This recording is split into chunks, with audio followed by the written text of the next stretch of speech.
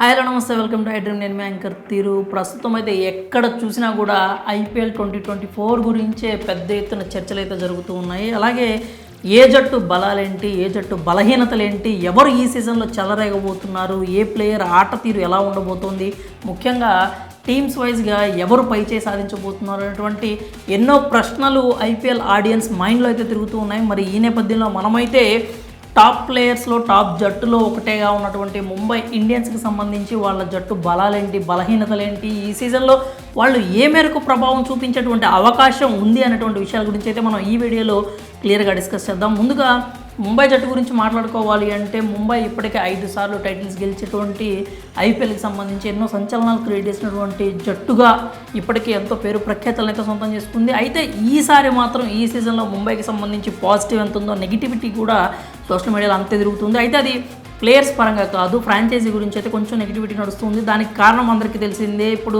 జట్టు కోసం ఎంతో కృషి చేసినటువంటి రోహిత్ శర్మని పక్కన పెట్టేసి హార్దిక్ పాండ్యాకి కెప్టెన్సీ పగ్గాలు అందించడం మీద ఇప్పటికీ కూడా ఎంతో కొంత అసంతృప్తి అయితే నడుస్తుంది. రోహిత్ శర్మ మాత్రం వచ్చి జట్టులో చేరాడు. అలాగే హార్దిక్, రోహిత్ కూడా రీసెంట్గానే ఇద్దరు ఆప్యాయంగా హగ్ చేసుకోవడం కూడా మనం చూసాము. మరి ఈ నేపథ్యంలో జట్టు పరిస్థితి ఎలా ఉండబోతుందో చూద్దాం. ముందుగా ఎంఐ జట్టుకు సంబంధించి బలాల గురించి మాట్లాడుకున్నట్లయితే కొత్తగా వచ్చినటువంటి కెప్టెన్ హార్దిక్ పాండ్యా, అలాగే రోహిత్ శర్మ గురించి ఖచ్చితంగా చెప్పుకోవాలి. ఎందుకంటే హార్దిక్ పాండ్యా, రోహిత్ రూపంలో ముంబై జట్టుకి ఇద్దరు కెప్టెన్స్ అయితే ఎప్పుడు కూడా రెడీగా ఆన్ ఫీల్డ్లో అయితే ఉంటారు. ఖచ్చితంగా హార్దిక్ పాండ్యాకి ఏదైనా డౌట్ వచ్చినా, లేకపోతే రోహిత్ శర్మ అనుభవాన్ని ఉపయోగించుకోవాలి అనుకున్నా కూడా ఖచ్చితంగా కూడా రోహిత్ శర్మ అయితే ఎప్పుడు అందుబాటులోనే ఉంటాడు. వాళ్ళిద్దరి మధ్యనటువంటి రిలేషన్షిప్ మీద ఆధారపడి ఎంఐ విజయ అవకాశాలు కూడా ఆధారపడి ఉంటాయి. దాంట్లో ఎలాంటి అనుమానం లేదు. ఇద్దరు కెప్టెన్స్ అయితే ముంబైకి అందుబాటులో ఉంటారు అని చెప్పడంలో ఎలాంటి సందేహం లేదు. ఇంకా జట్టు పరంగా చూసుకున్నట్టయితే బుమ్రా లాంటి వరల్డ్ క్లాస్ బౌలర్ అయితే ముంబై జట్టులో ఉండటం వాళ్ళకి అతిపెద్ద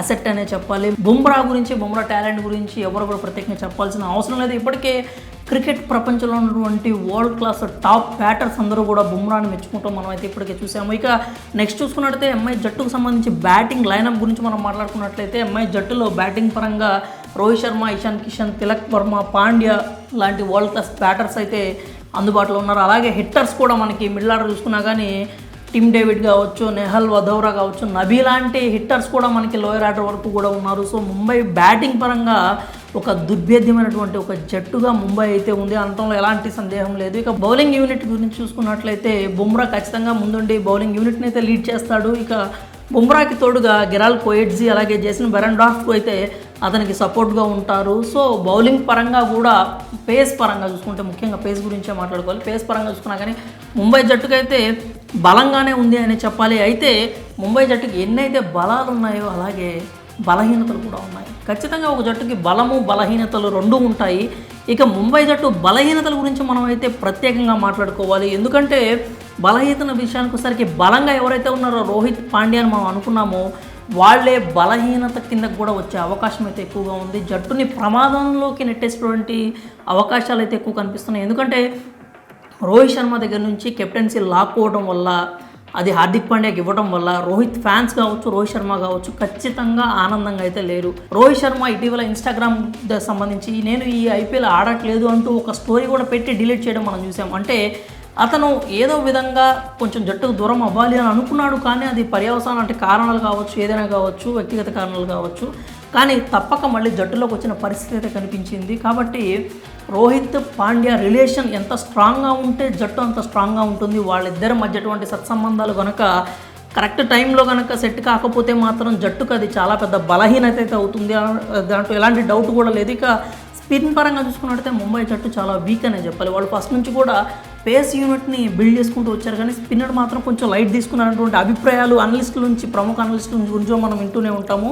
ఇక జట్టులో చావలా మినహా పెద్ద టాప్ స్పిన్నర్స్ ఎవరూ లేరనే చెప్పాలి. ఇక చావలాకి తోడుగా కుమార్ కార్తికేయ, ములాని, శ్రేయస్ గోపాల్ ఉన్నా కూడా వాళ్ళకి ఎంతవరకు జట్టులో ఛాన్స్ వస్తుంది అంటే చెప్పలేని పరిస్థితి అనే చెప్పాలి. ఈ విధంగా చూసుకున్నట్టయితే ముంబైకి బౌలింగ్ యూనిట్ చూసుకుంటే స్పిన్ పరంగా చాలా అంటే చాలా వీక్గా ఉన్నారనే చెప్పాలి. స్పిన్నర్స్ మాత్రం చాలా ఇబ్బందిగా ఉంటుంది వాళ్ళకైతే. తుది జట్టు విషయానికి వచ్చేసరికి పేస్ యూనిట్ ఎంత బలంగా ఉంటుందో స్పిన్ మాత్రం దానికి క్వైట్ ఆపోజిట్గా ఉంటుంది. ఇక రోహిత్ పాండ్యా ఎంత తొందరగా ఫ్రెండ్షిప్ బిల్డ్ చేసుకుంటే జట్టుకు అంత మంచిగా ఉంటుంది. అలాగే ఇక ముంబై జట్టు ఓవరాల్గా చూసుకున్నట్టయితే బ్యాటింగ్ కావచ్చు, రోహిత్ శర్మ, పాండ్యా లాంటి కెప్టెన్సీ చేసేవాళ్ళు ఇప్పుడు గుజరాత్ టైటన్స్ కూడా టైటిల్ అందించినటువంటి అనుభవం అయితే ఉంది కాబట్టి హార్దిక్ పాండ్యాని కూడా తక్కువ చేయడానికి లేదు ఇక్కడ. కాబట్టి కెప్టెన్ పరంగా, బౌలింగ్ పరంగా, బ్యాటింగ్ పరంగా అంతా కూడా ఎంఐ జట్టు స్ట్రాంగ్గానే ఉంది. కదా స్పిన్ యూనిట్ ఒక్కటే వాళ్ళు కొంచెం దృష్టి పెట్టాల్సి ఉంది. ఓవరాల్ చూసుకున్నట్టయితే ముంబై జట్టు ఖచ్చితంగా ఐపీఎల్లో 2024 సీజన్లో